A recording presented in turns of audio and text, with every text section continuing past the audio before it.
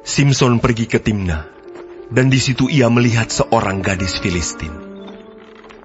Ia pulang dan memberitahukan kepada ayahnya dan ibunya. Di Timna aku melihat seorang gadis Filistin. Tolong, ambillah dia menjadi istriku. Tetapi ayahnya dan ibunya berkata kepadanya, Tidak adakah di antara anak-anak perempuan sanak saudaramu, atau di antara seluruh bangsa kita seorang perempuan, sehingga engkau pergi mengambil istri dari orang Filistin, orang-orang yang tidak bersunat itu? Tetapi jawab Simson kepada ayahnya, Ambillah dia bagiku, sebab dia aku sukai. Tetapi ayahnya dan ibunya tidak tahu bahwa hal itu daripada Tuhan asalnya. Sebab memang Simson harus mencari gara-gara terhadap orang Filistin. Karena pada masa itu, orang Filistin menguasai orang Israel. Lalu pergilah Simson beserta ayahnya dan ibunya ke Timna. Ketika mereka sampai ke kebun-kebun anggur di Timna, maka seekor singa muda mendatangi Simson dengan mengaum. Pada waktu itu, berkuasalah roh Tuhan atas dia, sehingga singa itu dicabiknya, seperti orang mencabik anak kambing, tanpa apa-apa di tangannya. Tetapi tidak diceritakannya kepada ayahnya atau ibunya, apa yang dilakukannya itu. Maka pergilah ia ke sana, lalu bercakap-cakap dengan perempuan itu, sebab Simson suka kepadanya. Setelah beberapa waktu, kembalilah ia ke sana untuk kawin dengan perempuan itu.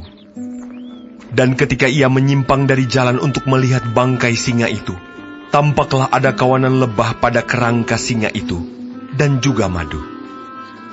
Dikeruknya madu itu ke dalam tangannya, dan sambil memakannya ia berjalan terus. Kemudian pergilah ia kepada ayahnya dan ibunya, dan memberikannya juga kepada mereka. Lalu mereka memakannya. Tetapi tidak diceritakannya kepada mereka bahwa madu itu dikeruknya dari kerangka singa. Setelah ayahnya pergi kepada perempuan itu, Simson mengadakan perjamuan di sana, sebab demikianlah biasanya dilakukan orang-orang muda. Ketika mereka melihat dia, dipilihlah 30 orang kawan untuk menemani dia. Kata Simson kepada mereka, Aku mau mengatakan suatu teka-teki kepada kamu. Jika kamu dapat memberi jawabnya yang tepat kepadaku dalam 7 hari selama perjamuan ini berlangsung dan menebaknya, maka aku akan memberikan kepadamu 30 pakaian lenan dan 30 pakaian kebesaran. Tetapi jika kamu tidak dapat memberi jawabnya kepadaku, maka kamulah yang harus memberikan 30 pakaian dalam dan 30 pakaian kebesaran kepadaku. Kata mereka kepadanya, Katakanlah teka-tekimu itu, supaya kami dengar. Lalu katanya kepada mereka, Dari yang makan, keluar makanan. Dari yang kuat, keluar manisan. Ada 3 hari lamanya, mereka tidak dapat memberi jawab teka-teki itu. Pada hari ke-7, berkatalah mereka kepada istri Simson, Bujuklah suamimu, supaya diberitahukannya kepada kami jawab teka-teki itu. Kalau tidak, kami akan membakar engkau beserta seisi rumah ayahmu.